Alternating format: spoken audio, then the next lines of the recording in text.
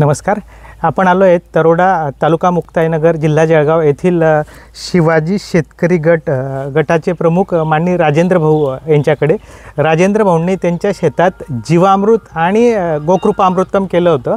तर जीवामृत कसं तयार केलं आपण राजेंद्र भाऊंच्या तोंडूनच ऐकू. सर, कसं केलं होतं हे जीवामृत? नमस्कार.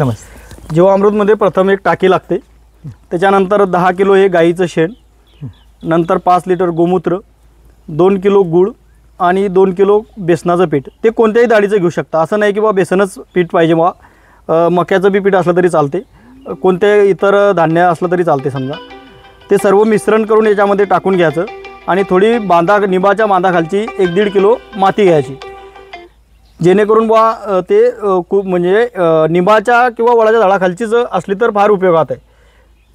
आणि याचं मिश्रण करून 7 दिवस हे करायचं. त्याचं 7 दिवसाचं मिश्रण करून तुम्ही ते बुडकीसुद्धा देऊ शकता. जर नळ्यातून सोडायचं झालं तर कमीत कमी 21 दिवस तरी त्याला लागतात. 21 दिवसामध्ये त्याच्यामधलं सर्व मिश्रण होऊन जाते. ते तुम्ही गाळून नळ्याद्वारे सुद्धा सोडू शकतात आणि ते सोयीस्कर राहते सोडायला.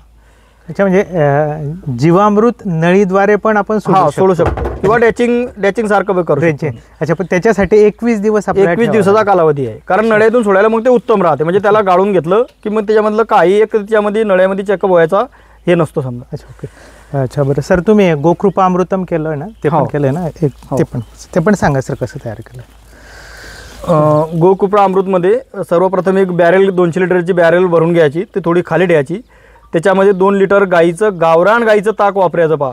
कारण काय होते, साधारणतः लोक सांगतात की बा आपल्याला गोकृपामृत बनवायचं, त्याला ताक लागते तर ते कोणतं लागते? ताक म्हशीचं घेतलं तर त्याचा बॅक्टेरिया बनत नाही. जर गावरान गाईचं जर तुम्ही ताक घेतलं तर त्याचा बॅक्टेरिया लवकर बनतो. आणि त्यामध्ये 2 लिटर गुळाचं पाणी हे मिश्रण करून टाकायचं. त्याचा साधारणतः कालावधी आहे 7 दिवसाचा. त्याच्यामध्ये सर्वप्रथम बनवताना त्याला 1 लिटर इरजण टाकावं लागतं. 1 लिटर इरजण तुम्ही त्याच्यामध्ये टाकलं की मग तुमचं ते 7 दिवसामध्ये बनून जातं आणि ते इरजण तुम्हाला पुढे नेक्स्ट चालत राहते. तुम्ही नळ्यातून बी सोडू शकता किंवा फवारा बी करू शकता.